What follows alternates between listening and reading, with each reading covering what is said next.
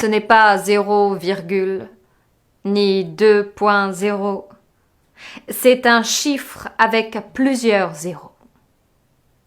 On vous pourrit la vie pour quelques zéros de plus. Comment j'appelle ça déjà? Du marketing. Du marketing criminel.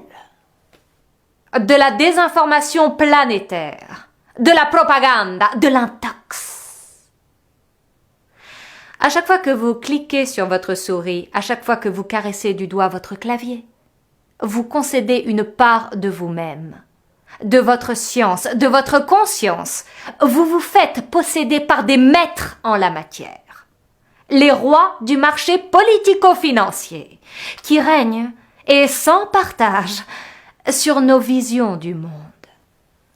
En nous fournissant, et gratuitement s'il vous plaît, des lentilles de contact et des mouchoirs à l'entracte pour qu'on aille au bout du spectacle, pour qu'on s'agrippe au son et qu'on ne décolle pas de l'image jusqu'à ce qu'on avale tout le message.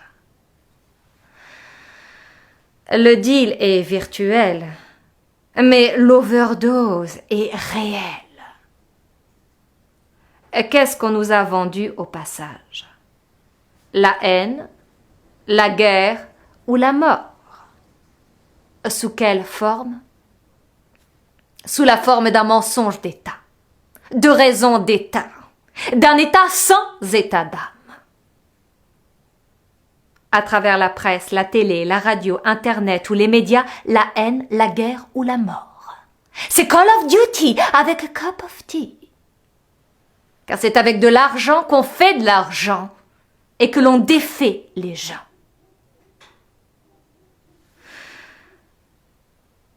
S'il vous plaît, à partir de maintenant, à chaque fois qu'on vous relate un fait, quel qu'il soit,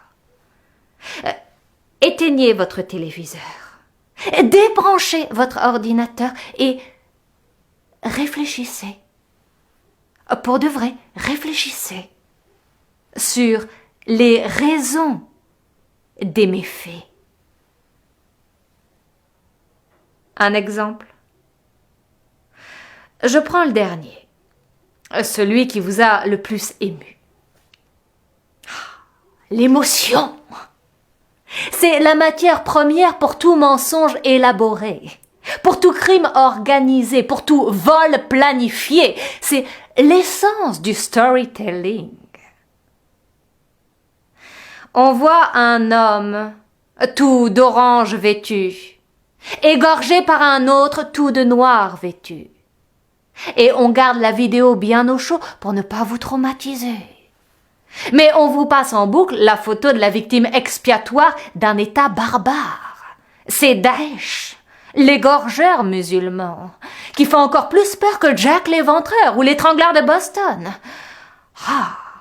Nous disposons de tous les ingrédients pour haïr, maudire et mourir d'envie de voir mourir ces salauds.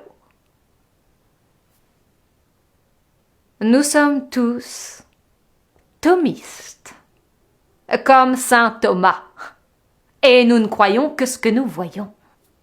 Et qu'avons-nous vu? Une photo. Qu'avons-nous entendu? Un édito qui nous répète inlassablement le mot tragique « l'État islamique ». L'État islamique, l'État islamique, l'État islamique, l'État islamique, l'État islamique.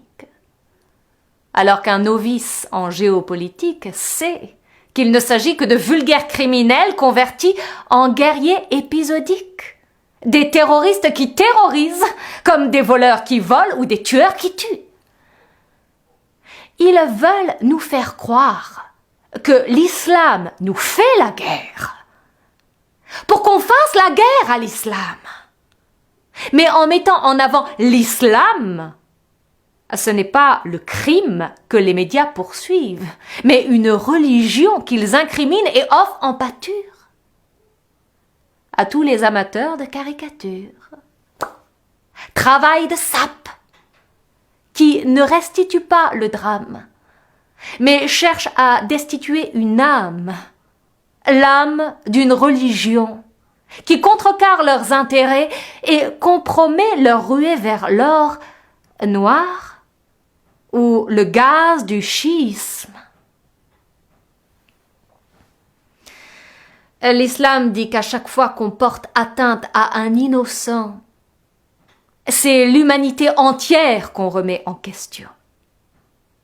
Et on risque le pire des châtiments.